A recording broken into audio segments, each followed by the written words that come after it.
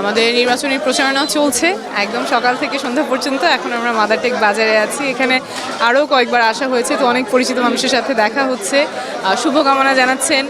মার্কাটা football মার্কা, সেটা নিয়েও অনেকে উচ্ছ্বাস প্রকাশ করছেন এবং এলাকার যে সমস্যাগুলো আছে আমাদের ইশতেহারে সেগুলো প্রতিফলিত হয়েছে সেটাও অনেকে জানাচ্ছেন। সব মিলিয়ে খুব ভালো সাড়া পাচ্ছি, অনেক ভালোবাসা পাচ্ছি।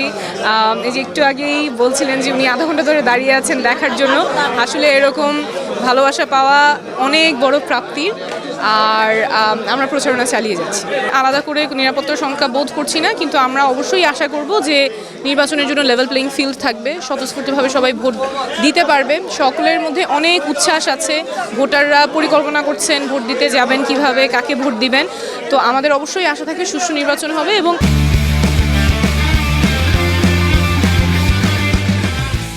কারো কারোর মধ্যে আমরা শঙ্কা দেখেছি যে ভোটটা দিতে পারবেন কিনা, সুষ্ঠুভাবে হবে কিনা।